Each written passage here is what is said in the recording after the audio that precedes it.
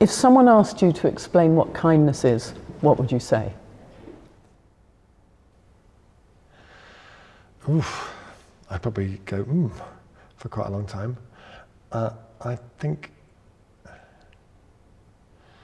kindness is interacting with people in such a way that they feel safe and loved and celebrated and respected and appreciated. And then kindness is then sort of moving through the world, trying to maximize that in all the interactions that you have. You've dedicated a lot of your life to climate activism. Where does kindness fit into that? So when I was 18, 19, I spent 3 years living in a Buddhist monastery in Italy and studied with lots of amazing teachers and lamas who passed through there. And for me, the thing that's always so extraordinary about Tibetan Buddhism in particular is that it was like a country that sort of isolated itself from the world for 1500 years to become like the sort of Silicon Valley of compassion research. Yes. You know, they didn't build armies, they built monasteries, and they studied and trained and built this whole incredible tradition around the question of how do human beings become more compassionate. And the thing within that culture is that compassion, I think sometimes in the West, it's like almost like compassion is just seen as being a bit soppy, really. You know, compassion's just like, you know, liking puppies or something. You know, but in Tibet, they talk about compassion as being like a bolt of lightning or like a diamond. Like it's like it's a profoundly powerful thing that so I spent that time there. And in Tibetan Buddhism you have this concept of the bodhisattva, like somebody who lives a life of service to other people and uses the most skillful means that they can find at their disposal in order to do that and to alleviate the suffering of others. And I've always tried to sort of live by that way of doing things. And so for me, climate change is like one of the greatest acts of profound unkindness in human history. Like that the wealthy nations, the wealthiest people are happy just to sort of seemingly drive humanity off the cliff, and the astonishing, unimaginable levels of suffering that will be generated just so they can keep what's theirs kind of around them. So for me, it's like my action around, you know, it's like, what would the Buddha do if the Buddha was alive today? The Buddha would be getting arrested with Extinction Rebellion. The Buddha would be running kindness festivals. The Buddha would be using climate change as a sort of as a lens through which to reimagine society, and also as a way to practice kindness on a huge scale. Yeah. Thank you. So when you travel to the future, how does kindness show up?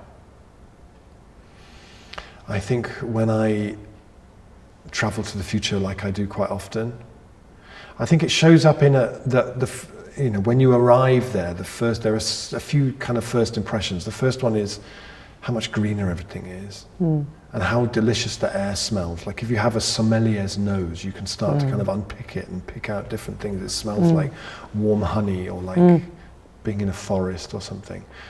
And the third thing is there's kind of a look in people's eyes, a sense of, I think we might just do this. There's like an excitement. There's something exciting, shifting and changing around us, and we can see the benefits from it. We can see, and I always say it feels like the unclenching of a fist. Like in 2025, everything was like that, and people were like exhausted, and everything was so wound, so tight. And I feel like in that 2030, you start to see it just in the sort of, there's like, people can breathe deeper, there's more space. That sort of precarity, the sort of cortisol economy that was so brutal, is being unwound and unpacked and shifted.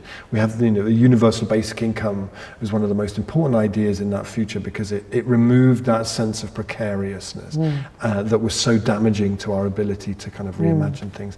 I think the kindness shows up just in how we design the economy. It's an economy it's not about concentrating money into the Cayman Islands and into kind of wealthy tax dodging bank accounts. It's not about giving billions of pounds to the royal family to behave like the royal family behaves. It's about the idea that we want money to circulate locally. We want local economies to be vibrant. We want an economy that's not extractive, but that is about maximizing the number of cycles between the elements, that money does as many things as possible before it leaves, that we have as many different buildings and institutions and businesses and infrastructure in community ownership, that we own on behalf of the community, so the benefits stay here locally. And then that then ties in with that actually, if we do that properly, it means that rather than just always having conversations that start with, we don't have any money, we can't pay for that. Actually, we do have money, because the new housing developments that are built here are in community ownership. They're generating rent every year, which isn't going off to the shareholders of Persimmon or Bovis Homes, but is accruing to the community to decide what it wants to do with, to invest in programs for mental health for young people, to training for young people. And the way that we build homes can be a whole practice of kindness as well, that you can train the community. If you build homes using straw bale and clay and these local materials that are much more sustainable, much more healthy, that can be sourced locally, you can train young people to build with those. People of any age can build straw bale houses. In the straw bale construction world, more than 50% of the workforce is women. Let's reimagine how construction happens and who benefits from it, and then we have a kind of a kinder economy that serves everybody rather than just serving the few. Amazing. I want to go there. Let's go. Let's go. Do you have any advice for the Good Heart and the Kindness Festival? You know a little bit about it now, the sort of aspirations we've got and the work we're doing. I think the first thing is like immense gratitude for being a town that has a kindness festival. Like, it's such a beautiful thing to do, and I know that so many other places would love to do something like that. Like, it's such a precious thing. We'd love it to spread, and we want to find ways of doing that. Yeah, I'm sure that will happen. I think, I don't think there's anything that I could say that you're not already doing. You're like, as a festival, you're very, very conscious about this needs to touch everybody, and this needs to break outside the normal bubble of these things. And you already have a very beautiful, imaginative, playful culture of, let's do events in the bus stops, let's do events in the supermarket. It's like, I feel like just to keep doing that. I guess the only thing I would say is that I think there's some work to do, which is tying together, things like the renewable energy company that there is here, the community food growing projects, the projects like Mayday Saxon Vale, which for me are all beautiful manifestations of a kinder economy. There's like a narrative that ties all those things together, which is about what would a kindness economy look like here. It would be rooted in those things that we can already see, we can already support and exist. And it feels like maybe that's a way of bringing some sort of dynamism into some of those things, and a narrative that maybe ties all of that together. That is such an exciting idea, and we can't wait to welcome you back in March. Yes. So I don't know if you've got any thoughts yet about your kindness lecture. No, I haven't given it a moment's thought, but it has been really, really interesting being here for a couple of days. Well, just the things you've been saying now, I think some of that would go down so well down here, and you could really provoke people and challenge people around. I look forward to those things you just said now. That's next year. I know. If I get to the end of this week in one piece, that'll be quite an achievement. Rob, thank you so much. Thank you so much.